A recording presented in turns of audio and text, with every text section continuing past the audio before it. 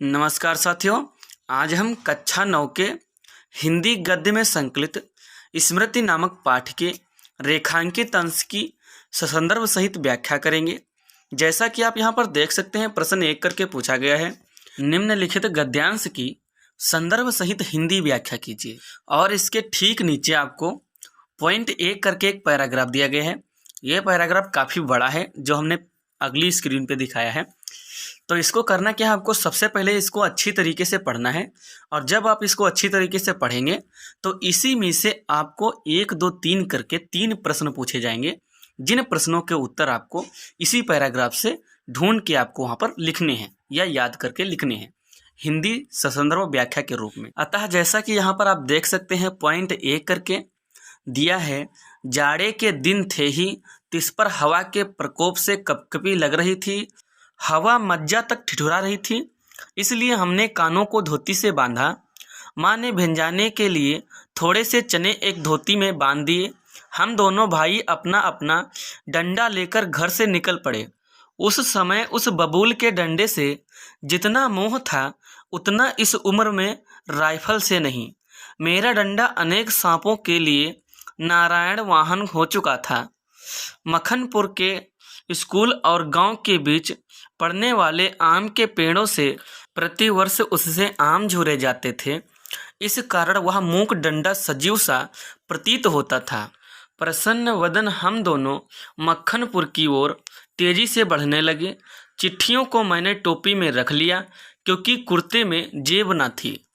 अतः कुछ इस तरीके का ये पूरा का पूरा पैराग्राफ है, जिसको हमें पढ़ के इसी में से इसके नीचे के ठीक 1, 2, 3 करके तीनों प्रश्नों के उत्तर लिखने होते हैं। जैसा कि यहाँ पर पूछ रहा है, प्रस्तुत गद्यांश का संदर्भ लिखिए। दूसरे में पूछ रहा है, रेखांकित अंश की व्याख्या कीजिए।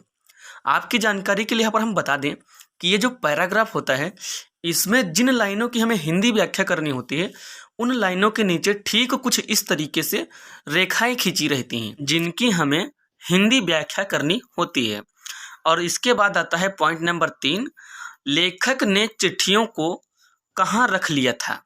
इसका भी आंसर आपको लिखना होता है। इसके लिए हम सबसे पहले उत्तर हेडिंग डालेंगे और इसके बाद हम डायरेक्ट संदर्भ हेडिंग डालेंगे।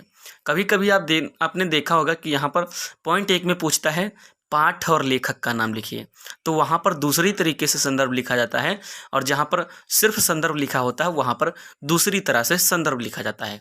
यहाँ पर संदर्भ पूछ रहा है, इसलिए हम यहाँ पर उत्तर हेडिंग डालेंगे और डायरेक्ट नीचे संदर्भ लिख देंगे। यहाँ पर कुछ इस तरीके से संदर्भ हेडिंग डालेंगे और यहाँ पर हम लिखेंगे, प्रस्तुत गद्यांश हमारी पाठ्यपुस्तक हिंदी के गद्य खंड में संकलित या गद्य में संकलित एवं श्री राम शर्मा द्वारा रचित स्मृति नामक निबंध से उद्धृत है।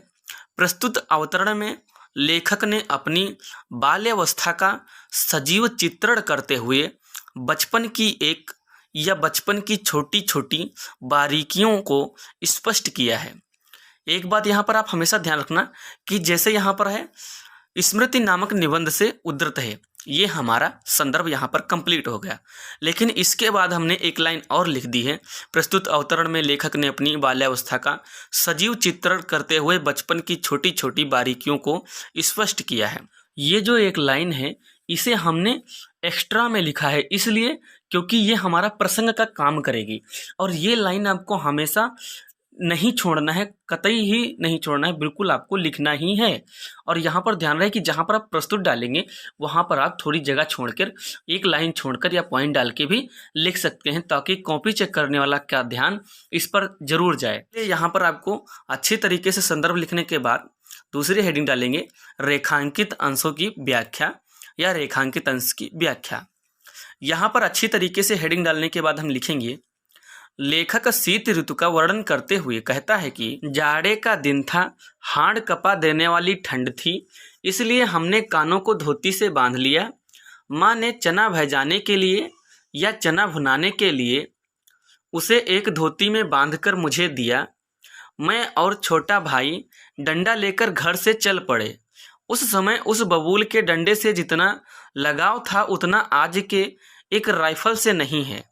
मैं उस डंडे से अनेक सांपों को मार चुका था। प्रतिवर्ष इसी डंडे से आम के टिकोरे तोड़े जाते थे, इसीलिए वह डंडी मुझे अत्यंत प्रिय था। हम दोनों भाई मक्खनपुर की ओर आगे बढ़े। कुर्ते में जेब न होने के कारण चिट्ठियों को मैंने टोपी में रख लिया था। अतः इन्हीं लाइनों के साथ साथ इस रेखांकित अंश की व्याख्या पूरी होती है। इसके बाद हमारा आता है पॉइंट तीसरा। पॉइंट तीसरे में हमसे क्या पूछ रहा था? यहाँ पर हमसे पॉइंट तीसरे में पूछ रहा था लेखक ने चिट्ठी को कहाँ रख लिया था, जिसके लिए हम यहाँ पर लिखेंगे लेखक ने चिट्ठियों को अपनी टोपी में रख लिया था। अतः उम्मीद करता हूँ कि इस अध्याय की व्याख्या आपको अच्छी तरीके से समझ में आई होगी। मिलते हैं अगले वीडियो में, तब तक के लिए बाय बाय।